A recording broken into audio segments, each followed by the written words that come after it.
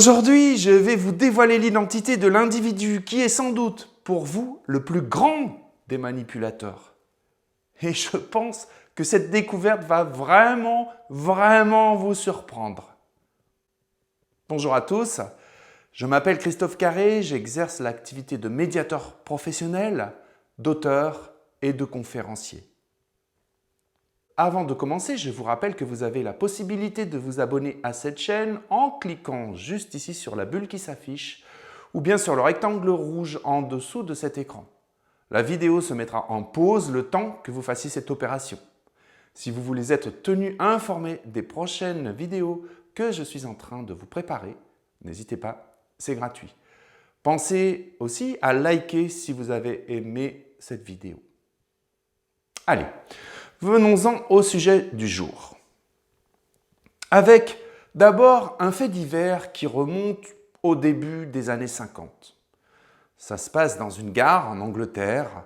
Un employé des chemins de fer chargé du nettoyage des trains entre dans un wagon réfrigéré pour contrôler le chargement de celui-ci. Un de ses collègues passe sur le quai, il voit la porte du wagon ouverte. Il ne s'inquiète pas de savoir s'il y a quelqu'un à l'intérieur ou non. Il ferme la porte. À l'intérieur, l'autre est paniqué. À moins 20 degrés, il pense qu'il ne va pas tenir très longtemps. Sans doute qu'il réagit tout de suite. D'ailleurs, on peut imaginer qu'il tape à coups de poing et de pied contre la paroi isotherme, qu'il crie. Mais malheureusement pour lui, il y a beaucoup de bruit dans cette gare de marchandises. Le vacarme des trains. Son collègue est déjà sans doute beaucoup plus loin. Comme on peut s'y attendre, un quart d'heure plus tard, le train démarre, le voyage dure plusieurs heures et à l'arrivée, l'employé est évidemment retrouvé mort, congelé dans un coin du wagon.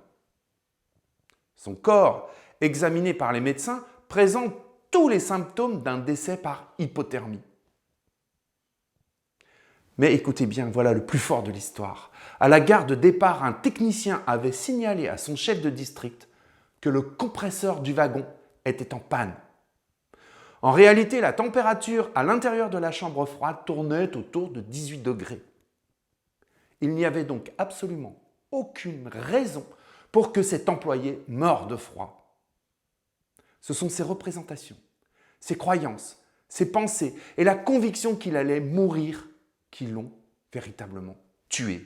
Vous allez me dire quel rapport avec la manipulation? Eh bien, dans cette histoire, l'homme s'est lui-même manipulé, sans le savoir, sans en avoir même conscience.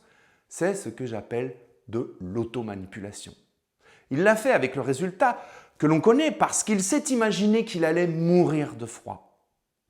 Vous remarquerez qu'il aurait pu tout aussi bien s'imaginer dans un pays chaud sur une plage sous les cocotiers et programmer consciemment une issue moins tragique. Et dans ce cas, d'ailleurs, il ne faisait pas de l'automanipulation, mais de l'autosuggestion, qui est finalement le pendant positif de l'automanipulation. Voyez-vous, je suis toujours incroyablement surpris par des événements comme ceux-là. Les pouvoirs du mental et de la suggestion sont extrêmement puissants. Ils peuvent nous permettre de faire de grandes choses ou au contraire nous conduire sur de fausses pistes. Bloquer notre conscience. Alors nous allons tourner en rond, persister dans des comportements qui ne nous apportent pas ce que nous voulons.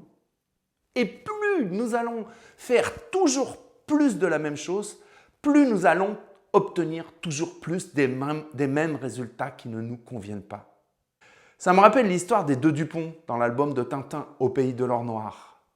Les Dupont sont perdus dans le désert au volant d'une Jeep. Ils roulent depuis des heures en cherchant désespérément à rejoindre une piste pour se rendre à la ville la plus proche. Enfin, ils aperçoivent des traces de pneus dans le sable. Les voilà rassurés. Un véhicule est passé par là. Cela signifie donc qu'ils sont sur la bonne voie.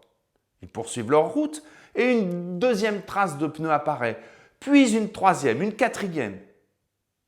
Ils sont proches du but et convaincus d'avoir trouvé une importante voie de communication. Apparemment, cette route est très fréquentée. Jusqu'à ce qu'ils trouvent un jerrycan d'essence sur la piste. Pas de chance pour le pauvre type qu'il l'a perdu, mais une chance pour eux parce qu'ils découvrent qu'ils ont précisément perdu le leur. En réalité, vous l'avez compris, les Dupont tournent en rond depuis des heures sur leurs propres traces, qui s'accumulent évidemment au fil des rotations. En ayant acquis la conviction d'être sur une route importante, ils ont persisté dans une mauvaise voie. Les choses vont se passer exactement de la même manière quand c'est une autre personne qui nous manipule. Soit nous restons en pilotage automatique, et ce sont notre subconscient, nos automatismes, nos modèles d'attachement, nos habitudes, nos croyances et nos raccourcis de pensée qui vont diriger la barque. Soit nous débrayons notre pilote automatique et nous passons en mode conscient. Dans ce cas, c'est nous qui tenons le gouvernail. Naturellement, c'est un peu plus épuisant parce que c'est une pratique qui utilise les circuits longs du cerveau, tandis que les conditionnements automatiques utilisent, eux, les circuits courts, qui vont beaucoup plus vite et qui sont plus économiques. Dans le premier cas, cela nécessite un sens de l'observation, de la perspicacité, de la lucidité, une capacité à percevoir ses ressentis, une bonne connaissance de ses besoins. Cela demande également de savoir affirmer son point de vue et de ne pas avoir peur d'exprimer les choses. Mais au final, c'est très payant. Il faut bien comprendre que quand une personne vous manipule, elle va toujours chercher chez vous la catégorie de conditionnement automatique qui va lui permettre de vous manipuler. Elle va actionner précisément le levier qui convient pour que ça marche, et sans même que vous vous en rendiez compte. Remarquez aussi que cette personne fait rarement ça de façon consciente, parce que les manipulateurs stratégiques sont rares. En tout cas, on va dire dans l'environnement de Monsieur Tout-le-Monde. Évidemment, si on parle des affaires commerciales, diplomatiques, militaires, politiques, ou si on regarde comment fonctionnent les stratégies marketing, c'est tout à fait autre chose. Là, la manipulation est savamment orchestrée. Mais la plupart du temps, la personne qui manipule ne s'en rend même pas compte. Alors, si vous voulez jouer au jeu de la poule et de l'œuf, vous allez sans doute me dire ceci. S'il n'y avait pas de manipulateur, je ne me ferais pas avoir, je ne passerais pas sans arrêt pour la bonne poire de service. À quoi je vous répondrai? Si vous n'étiez pas manipulable, il n'y aurait pas de manipulateur. La manipulation n'est pas seulement le fait du manipulateur, elle est aussi portée évidemment par la personne qui l'a subie. C'est la raison pour laquelle ma question au début de cette vidéo était un peu facétieuse. Qui est pour vous le plus grand des manipulateurs? Eh bien, vous l'avez sans doute compris, vous avez trouvé la réponse. Le plus grand des manipulateurs, c'est vous. Dans toute manipulation, le premier des manipulateurs, c'est vous. C'est vous-même qui créez votre propre malheur et entretenez les schémas toxiques qui finissent par vous pourrir la vie. Je sais que c'est une pilule un peu dure à avaler, mais c'est à mon avis la seule attitude constructive pour agir sans tomber dans le piège facile de la victimisation. Voilà, c'est tout pour aujourd'hui. On pourrait bien sûr s'étendre des heures et des heures sur cette question et ouvrir naturellement un débat passionnant. N'hésitez pas en attendant à déposer vos commentaires en dessous du lecteur YouTube. Je serai totalement ravi de vous lire et d'échanger avec vous. Je vous souhaite un très bon vent et je vous dis à bientôt.